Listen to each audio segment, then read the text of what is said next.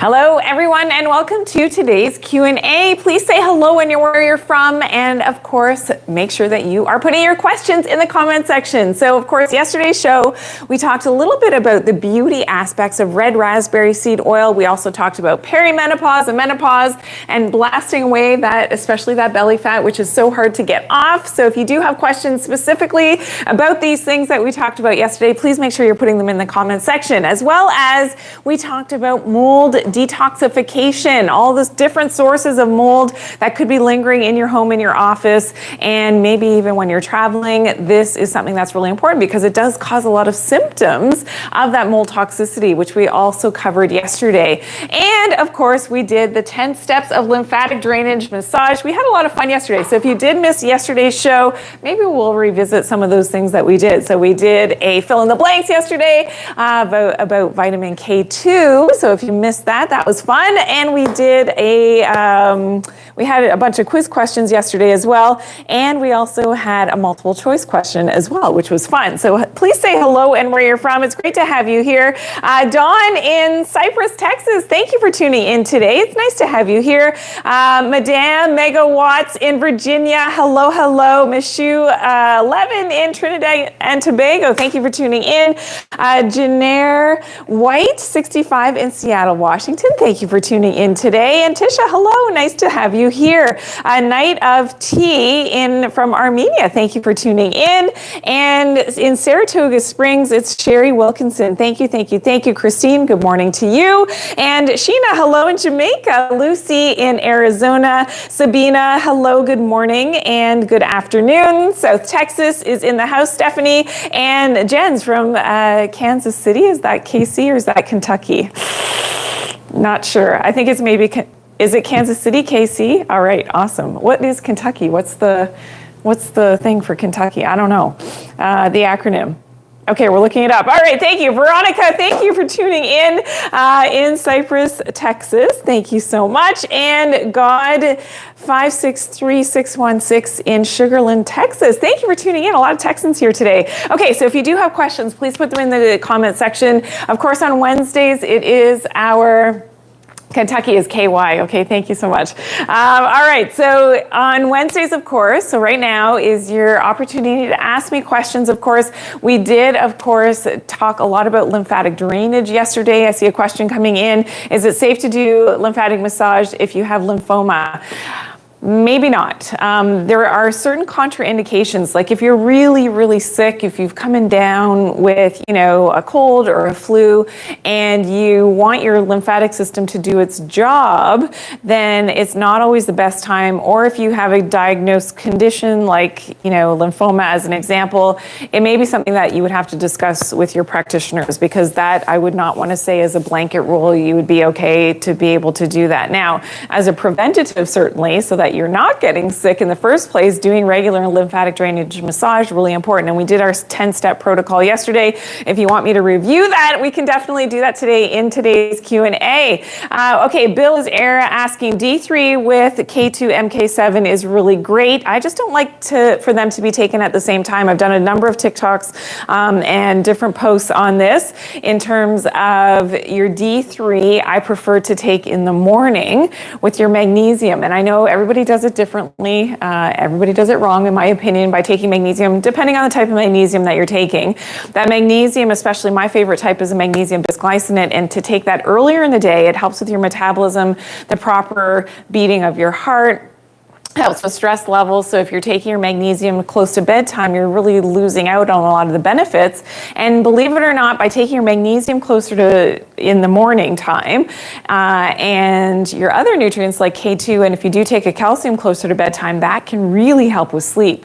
And there's different mechanisms as to why that is true, but that is my preferred protocol. You want those, and to gain all of those benefits of taking your magnesium in the morning. That's why I always say magnesium in the morning. I don't like D3 D3 and K2 together in the same supplement, because it can actually mess with your calcium levels in the blood a little bit. So I don't like that combination. I know most of the manufacturers out there, they're always putting D3 and K2 together. I don't like it. I like them separate, and that's the way that I take it. I just find better advantage, of course, in taking your vitamin K2, of course, with and closer to your calcium, and that's going to help to direct that calcium at the same time exactly where it needs to go, so it's not depositing into things like the arteries. And that's one of the beautiful things about vitamin K2 that we talked about yesterday. If you missed yesterday's show, and we did a little fill in the blanks about vitamin K2, it's one of the only things that actually has been studied that's natural as an MK7, which is your best absorbed form of vitamin K2, to actually clean out the arteries. So if you do have calcium deposits and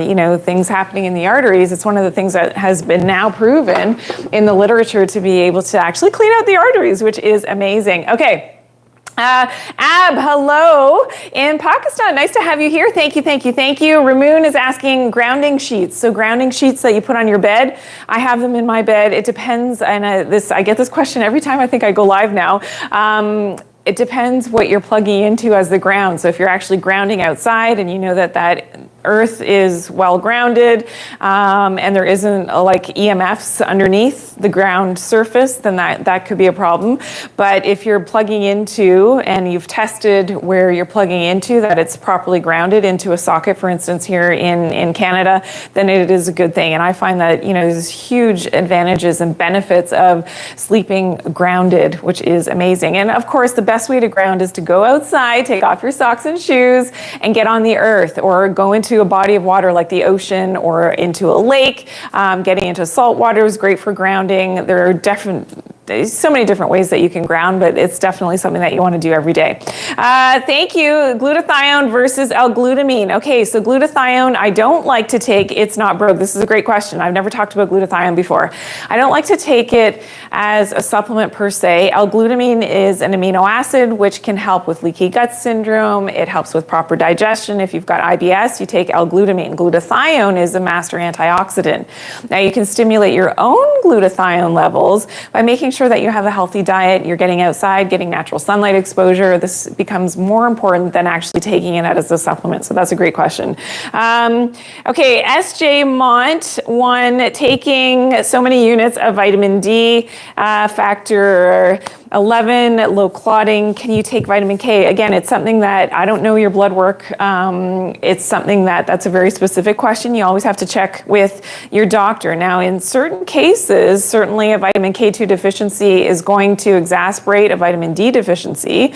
So with clotting factor issues, usually it's K1 that is causing clotting, things. K2 usually doesn't have as much of a mechanism in terms of your blood clotting as the vitamin K1. So that, again, is something that you have to check with your practitioner as a very specific question. And I do encourage you all, if you want me to answer your questions, I try to get to as many questions as I can. Ask it in a very generalized way. I'm not your doctor per se. I have to, answer to the general public, of course, when I'm on social media. So please ask very generalized questions so that I can answer them. Okay. Elaine is saying, I know so many people who use bleach, tried to get more information on the toxicity and problems with health when using bleach. Yeah, it's something you definitely do. And look up chlorine. You may not always see it as listed as an article about bleach, but if you look up the toxicity effects of chlorine and you look up, of course, the material data safety sheet of something like chlorine, it's going to give you all of the nitty gritty as to how it affects your organs and organ toxicity.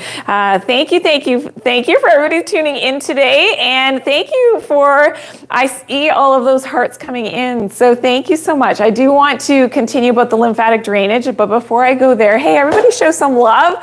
I'd love to see some hearts coming in. It's always so kind when, I know whatever, on different platforms, you either have to, and I see that. Thank you so much. I see either have to tap the screen or you hit the like button. I appreciate all of that. So thank you so much. Now let's go through. I know a lot of questions about lymphatic drainage. For how long? Maria's asking, how long do you do each area? So let's go through the 10-step protocol for the lymphatic drainage.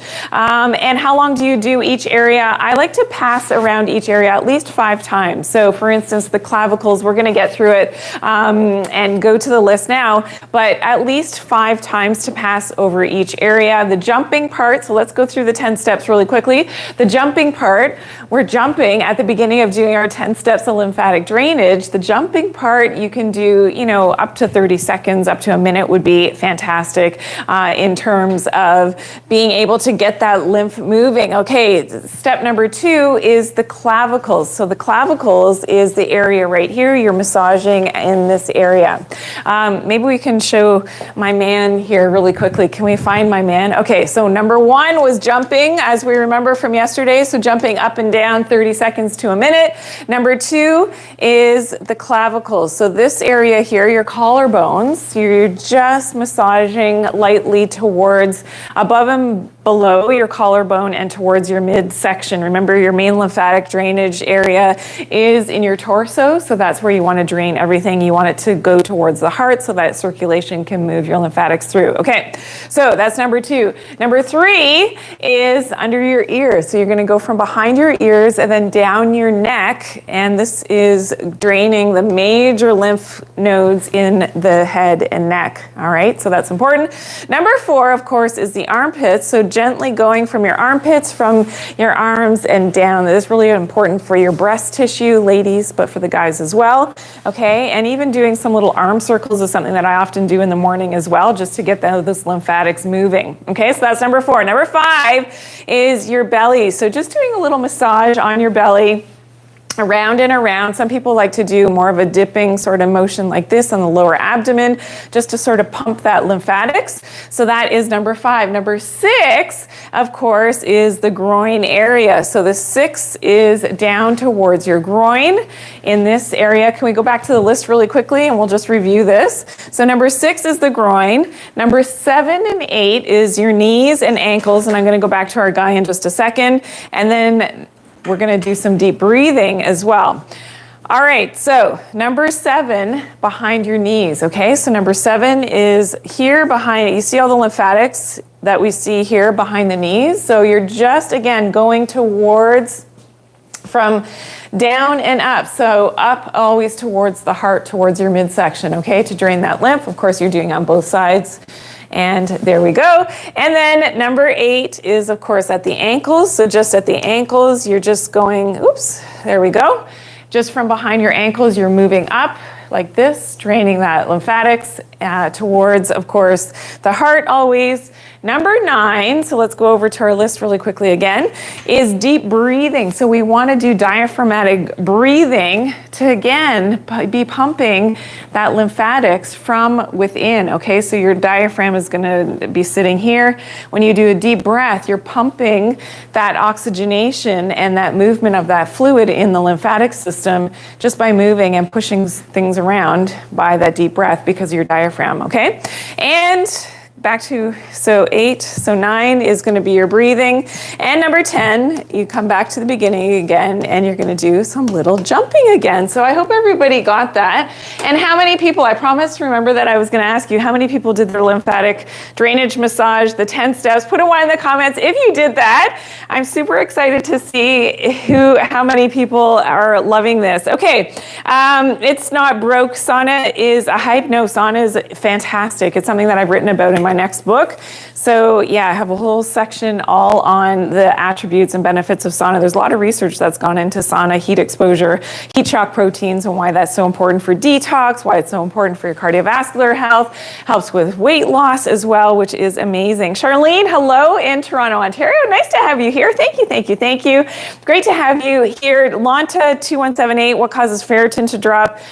Number 1 thing that nobody talks about is lack of sunlight. Not getting enough sun exposure. And I think a lot of people here, now going into the winter months, and if you're in a colder climate, you don't live close to the equator, we're covering up, we never get natural sunlight exposure. So this is what I encourage you all to do, no matter where you live. Take 5, 10 minutes daily even in a cold day, even if you can't see the sun, get some natural sunlight exposure and, expose as much of your skin as you can, and then get in and get warm.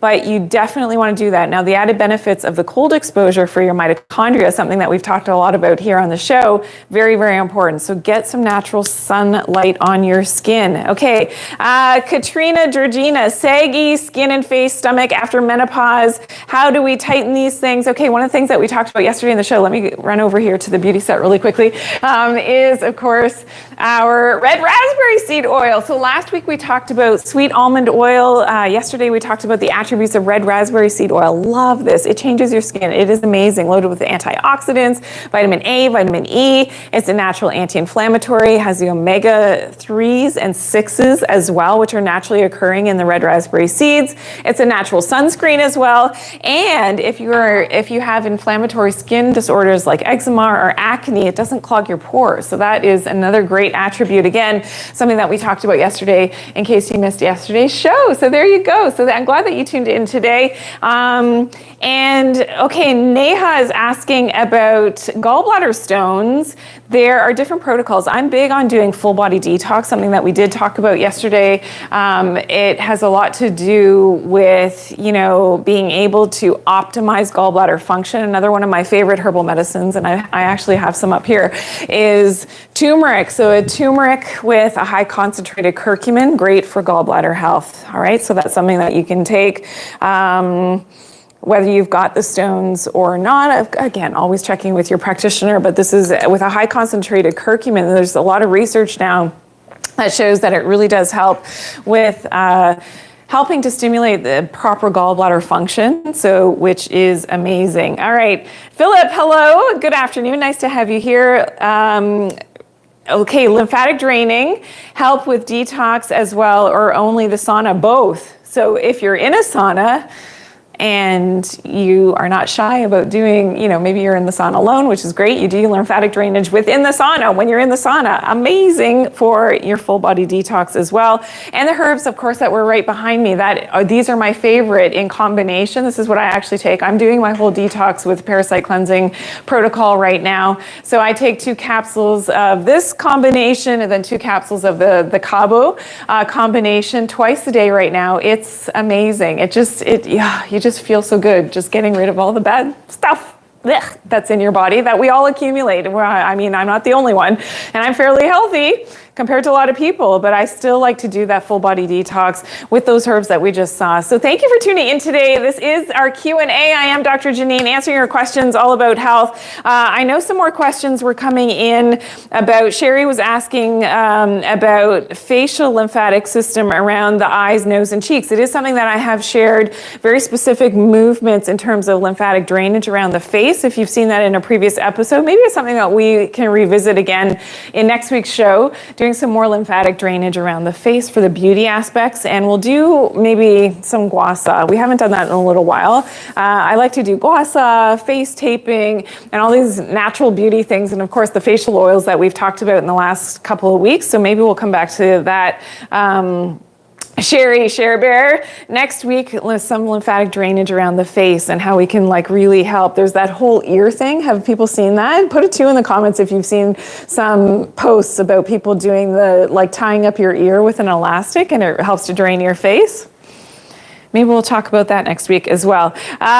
So great to have you all here today. Thank you so much. And Philip, you have a small infrared sauna. Amazing. So it's a great way to relax. I'm not sure if you'll be able to jump around and do your lymphatic drainage in there if it's not big enough, but it is important. Heather, lymphatic drainage for breast cyst flush. Yeah, so right underneath into the armpit area. So I like it, no matter when you're draining your lymphatics, you definitely want to do the full protocol, so the 10 steps, and then this is part of it. So this was, I think, step 3 or 4 under the armpits for our protocol. So yeah, so just gently moving and doing some arm circles is a great way to move the lymphatics as well. Always the jumping is part of it. You got to move that lymph and you got to move it back to the heart. All right, thank you for everybody tuning in. Chris Ann is asking about plantar warts. Yes, I did do a post on that, and duct tape. So duct tape and applying that right to is something that I showed, I think, in last week's Q&A. You just apply a bit of duct tape to the plantar wart on the, so you just peel off a piece of duct tape and apply that. So, on clean your feet first, and then you're going to apply this, make sure it sticks. I can't get it off right now. Okay, there we go. So you're just going to apply a little piece to the bottom of your foot. You're going to make sure it sticks down really well, and as you're removing it, so when it loses its stickiness, you're going to apply a fresh piece, but as you're removing it, you may start to see those surface layers of the wart. They're dying off. You can, I've used like a straight edge razor blade just to gently take off those dead layers of skin, and then you're going to reapply your duct tape to that plantar's wart, and over time it will come right out. It is amazing. You just want to starve the wart of oxygen and replace that tape when it's no longer sticky, but it is amazing. Anybody else I know there's so many different ways of dealing with plantar warts. People do hypnosis, but I've tried a bunch of things. That has always worked the best for me and for my kids is the duct tape. All right. And Nell is asking, is this an old wives' tale? Can deep tissue massage activate certain conditions in cancer? It's not something that I've heard before. Anything is possible, but it's all about your mindset, right? So manifesting anything and starts with your mindset and what you're putting out there in terms of the energy that you're attracting and the resonance of your cells with certain energies. So certain disease processes have certain energies, and I don't know who needs to hear this, but I'm just going to say it. If you are thinking about things a lot, we saw in the last, if we go back a couple of years, think back collectively, worldwide, people were getting sick with something, right? And if your mind space went into that fear space and you and maybe you got sick with it, but a lot of people didn't get sick, like myself. I never got it. I never got sick because I didn't allow my mind to go there. Like, no, that doesn't happen to me. So it really has a lot to do with your resonance of what your cells, because we're quantum beings and our cells resonate at a certain frequency. Just like if I tune into, my favorite radio station, let's say, is 92.5. And if I attune my radio to 92.5, I can hear 92.5. My songs are playing. Now, if I'm not in the right wavelengths, the right frequency, and I don't tune to the right radio station, the same with our cells in our body. If you attune to something that is not healthy, well, then you can manifest whatever it is that's not healthy. Is everybody understanding me here? I hope so, because somebody needed to hear that. All right, a question. Is there a difference between almond oil and sweet almond oil? Sweet almond oil often, I don't have my example here. Let me see if I can grab it really quickly if we have it here. My sweet almond oil, I do not, but maybe we're going to try to find it. So the sweet almond oil is usually used for beauty products. Almond oil, it may be the same, so it depends if it's made for ingestion versus the sweet almond oil is usually labeled as such for beauty products. So that's in my experience. Now, depending on where you live, it may be different for everyone, but often the sweet almond oil, if it's labeled for beauty, it's usually labeled, like this one, for instance, says it's sweet almond oil, 100% pure, nourishing moisturizer, promotes healthy looking skin. So you may have to look at the label to see if it's actually made and marketed as something for beauty versus something that you're actually ingesting. Okay, Reagan, you needed to hear that what I said? Okay, I'm glad. I know somebody needed to hear it. Often when I get inspired to say something, it's because we just need to reaffirm what we all usually know in terms of being healthy to begin with.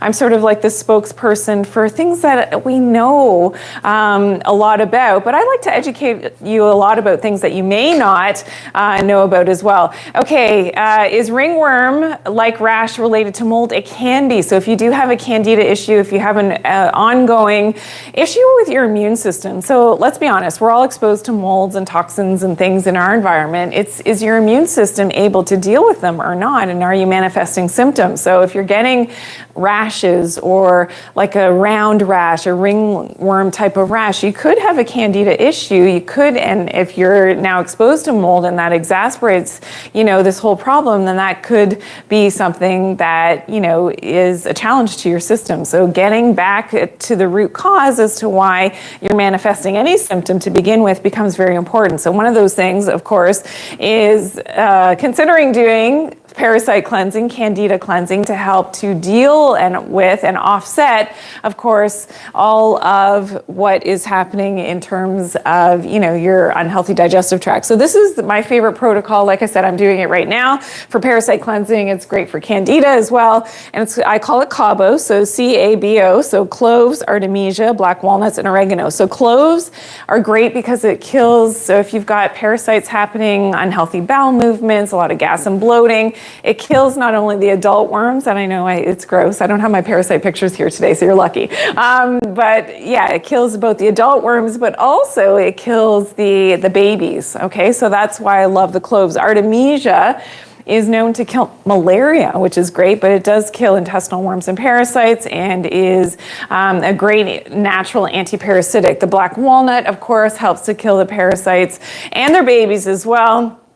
Great for candida issues. So if you have a lot of cravings for sugar, you have a white coating on your tongue, chronic, candida issues, a lot of rashes on your skin, and for, in terms of chronic urinary tract infections, chronic yeast infections, that can all be related back to that candida. A lot of gas and bloating. So you wake up with a nice flat tummy, but as the day goes on, you get more and more distended and more bloated, often related to that candida. Black walnut is great. And as are the other herbal medicines in the CABO in the formulation. And the oregano, we know, kills candida, kills bad bacteria. Fantastic. So it is amazing. Thank you. Okay, Bernadette, you've heard of gentle ear pulling. Okay, so for the lymphatic drainage, there is an ear exercises. That's what we're going to do next week in the show. Can we make a note? Ear exercises. I haven't talked about that in forever, something that I learned way back when I was at the naturopathic college. So yeah, we're going to do ear exercises. Amazing for ear aches, lymphatic drainage, and yeah, definitely something that is needed right now. A lot of people are suffering with, if you come down with a cold or a flu, and lymphatic drainage is not ideal, and a lot of ear types of symptoms are happening. I know that is a thing right now. Thank you so much, cardamom, lavender. Thank you for following. So I do want to talk about my mold detox tips. I know that a lot of people were asking about that, but before we go there, can you please show some more love? Please hit that follow button. Make sure that you are subscribed, you are following, and thank you for tapping the screen and showing all that love and all those likes that are coming through. Oh yes, thank you. Like, share, and please follow today. It's so great to have you all here. I love all those hearts. It's so fun when I do the live because there's so much action happening, so many questions coming in, and I get to hopefully address your question if I didn't yet get to your comment yet. Siobhan is saying, thank you, best doctor in the world. Okay, thank you for all the love. That is so kind. Thank you, thank you, thank you. Okay, now, what's the equivalent to, Angela's asking, the equivalent to black walnut. If you're allergic to black walnut, then yeah, unfortunately, the other ones though, are good. So the artemisia, the oregano, and the whole plant of the oregano. So I should say that really quickly with the CABO. If you can't have the black walnuts, the other ones are equally as good if you're allergic to the walnut. But the oregano is the whole plant. It's not the oregano oil, okay? A lot of people do this wrong, and you take a couple drops of oregano essential oil, too hard on your liver, okay? So you don't want to do that. So you want to make sure that you're not taking the full oil, okay? So that it's the whole plant when you were talking about taking oregano. All right, thank you for tuning in. It's great to all have you here today. And okay, so God 563, do I trust the electric neck massages for lymphatic drainage of the neck? depends. Like the gun types of things, I think they're great, but you just don't want to do them too close to the neck area because you can cause a stroke. So that is something, again, a qualified practitioner is using the gun type. If it's the electrical type, of, you're putting the electrodes, and those can be very actually helpful, but it depends to your sensitivity to EMFs as well. So if you're super sensitive, like the TENS machine type of thing, I've had that type of therapy done, and I'm not sure I love it because I'm sensitive to electromagnetism. I'm one of those people, if I get too close to a computer or different electronics, like I short them out. So I'm not sure I love the TENS. But again, everybody's different. Thank you. Rohini is asking, how do you take the herbs mentioned for detox? It is something, that it's in a capsule form. So 2 capsules twice a day of that detox as you're doing the detox, and you're doing usually a couple months, so 2 months on that concentrated detox. And that's again, everybody has different levels of, where they want to be in terms of healing their body. But that's something that I like to do for 2 months. And you cycle the ones for the parasites and for the candida though. So that one you just kind of do 2 weeks on and then 2 weeks off. So it's something that you can sort of go back and forth. Is pumpkin seed oil good for your bladder? Yes, it is a natural anti-inflammatory, great for the guys as well, for prostate, and pumpkin seeds are great for decreasing DHT, dihydrotestosterone. So if you have, you're losing your hair because of dihydrotestosterone, then pumpkin seeds are great, pumpkin seed oil as well, which is amazing. Now I did want to go, remember I promised, thank you for all the hearts that came in. Okay, I see them. Thank you for tapping the screen. Okay, through my tips really quickly for mold. All right, so mold detox tips, something that we did cover yesterday. So really quickly, you want to stop your exposure. You got to clean up the environment. Often you have to hire a professional to get rid of that mold, and you're not using bleach. Remember, we're not using bleach for mold because it actually exasperates and it makes it so much worse, and it's going to disperse all the spores. Okay, so don't use bleach for mold. As well as step number 2 is to consider getting an air purifier, opening up your windows, getting more sunlight exposure on the area as much as possible. Ventilation is important, as well as limiting your EMF exposure. So remember, yesterday we talked a little bit about the data that they found that it exasperates. So EMFs and cell phone radiation, as an example, exasperated by 600 times more mold growth, candida growth as well, by having that exposure to EMFs. All right, so you have to limit that. I talk a lot about, if you're new here, I talk a lot about EMF exposure in my content. Full body detox, which we talked about, infrared sauna, amazing for detoxing the mold and candida. Salt bath with the cabo, so those herbs that we talked about, as well as doing the parasite cleansing with the cabo. Remember the cloves, artemisia, black walnut, and oregano, and different supplements that are very supportive for mold detox. The minerals become very important when you've got mold and candida issues. And of course, lymphatic drainage massage, which we did our 10 steps, which if you're just tuning in now, you just missed it, but of course you can watch it back and make sure that you're doing that often, your lymphatic massage. Okay, Clarissa is asking how to help hair thinning and shedding. Yeah, so optimizing, making sure you don't have something called leptin resistance, making sure that your thyroid is on track, that often low thyroid, iodine deficiency, iron deficiency can cause hair fall, zinc deficiency as well. So it really depends why. Protein deficiency can be causing a loss of hair as well. So that's something to be aware of, but make sure that your thyroid is on track, because a lot of hair loss, and vitamin D deficiency as well. So often people in fall, your hair starts to fall out when we no longer have our vitamin D production because the sun is going away. We have more dark hours during the day. Who's feeling it? Put a 2 in the comments if you live somewhere like I do and we have dark, like it's just dark all the time, it feels like. Put a 2 in the comments if you're really feeling it, that what's happening now. This is the Jennifer, you're feeling it. I know, right? Isn't it crazy? So we're going in, and Heather, you're feeling it as well. I know, Hutch, I know this. It's crazy. It feels like it got dark so quickly. Desert Sea, I see you. Thanks for all the follows. Thanks for sharing today's live as well. I didn't call you all out. Tony Jacobs, you're feeling it, right? It just seems to have gotten dark, and I find the more that we, Bazib, McCoy, Meg Tafal, did I say that right? Janar White, Noma, Delicious Desserts. Hello. Thanks for tuning tuning in. I know we're feeling the dark, aren't we? And okay, it's not broke. Please tell us where you are if it's not dark there. Thank you, Christine, for sharing the live. I think Christine just shared 15 times. I appreciate you. Thank you so much. Sorry. Yes, a question. Oh, oregano oil. So you're taking Yanis View is asking about oregano oil. Yeah, I don't like taking, let's go over to Lucy really quickly and I'll explain it. And this is something that I learned way back when I started practicing with my patients and learning about essential oils and taking them internally.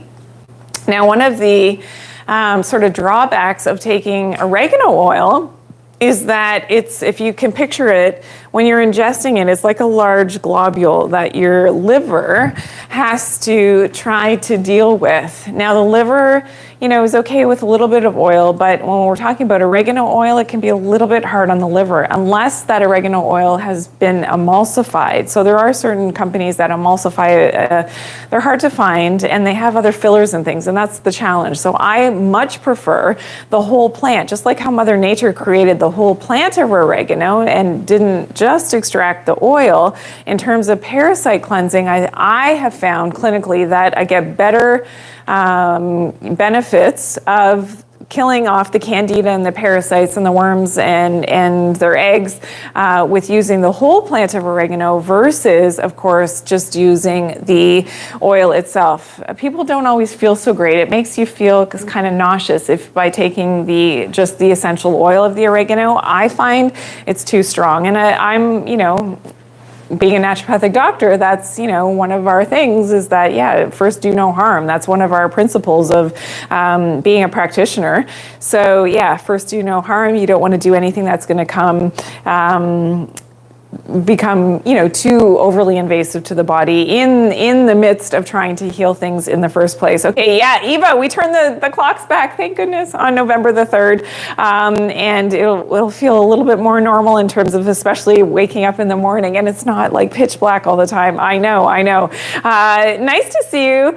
Thank you so much for everybody tuning in. And do you just eat the oregano? You could, you could definitely eat the oregano. Dried oregano isn't as potent as the fresh oregano, so you can start to add oregano to your salads. I like it actually in a standardized formula, and that is great in terms of being able to kill off those parasites, which is good. Okay. Are other essential oils too strong? Oh, what are other essential oils that are too strong? Cloves, very strong. So dabbing a little bit in your mouth if you've got, but of the clove oil, essential oil, it might be okay. Peppermint oil, also a strong one. You just take a drop. And again, if you're taking essential oils by mouth, you've got to get it from a reputable company that is really doing their due diligence to make sure that there's no heavy metal toxins, pesticides, so organic. So you've got to be a little bit careful with the essential oils because they are so concentrated. If you think about it, they, in terms of rose essential oil, I can't remember how many rose petals they need just to extract a little bottle of rose essential oil. So you just have to be very careful when you're taking essential oils, and even using them topically as well. Most times they're going to be diluted so that it's not too strong. If you have a stronger constitution, then you can definitely get away with going a little bit stronger. Okay, Frank the Tank is saying peppermint oil on your skin is good for hot days. Yeah, it has a very cooling effect, great for headaches as well. Love that. If you have a tummy ache, I use this for my kids. If they have a tummy ache, they're not feeling well with nausea or they're vomiting for whatever reason, just a couple drops of peppermint essential oil around. So I just go around, put a few drops on my finger around the belly button. Amazing if you ever have nausea. Not recommended in pregnancy though, depending on where you are at in your pregnancy with essential oils. You have to be very careful as well. But again, always speak with your practitioner. Okay, well, thank you. That was a great Q&A today. Lots of different sort of topics came up today, which I love. Samira is asking one last question. How do you know if you have a parasite? A lot of the symptoms of having parasites are gas, bloating. You hear a lot of gurgling noises, especially after you eat. Your stomach gets really distended as the day goes on. You could have a lot of cravings for all the wrong foods, so usually not healthy foods, but the sugars, the starches, and you just don't feel well. You don't have your get up and go vital energy. Can be a big sign of and brain fog of having candida and other parasites. Certainly there's stool tests that can be done. I found that the more expensive ones, of course, are very more telling as to the fact that you actually have parasites. They're usually over $600, often symptomatically. And at the end of the day, we all have parasites at some point. It's how well is your system actually dealing with them, and is your immune system working in your stomach, your digestive tract working to eradicate them? And a lot of times it's not. And that's why I like to regularly, as a preventative, do some full body detox, and of course that parasite cleansing protocol. Like I said, I'm doing it right now. Love it. Love the way that I feel. And yeah, it's a great thing. All right. So thank you to everybody who tuned in today. It was great to have you here. Make sure you tune in on Tuesday at 11 a.m. Eastern Standard Time. I'll be back for the Doctor Janine Show. We'll see you then. Have a great few days, everyone. And thank you for sharing, Christine. I see that. To all my new followers and everybody who hit that like button, I appreciate all of you. And we'll see you on Tuesday. We'll see you then. Bye.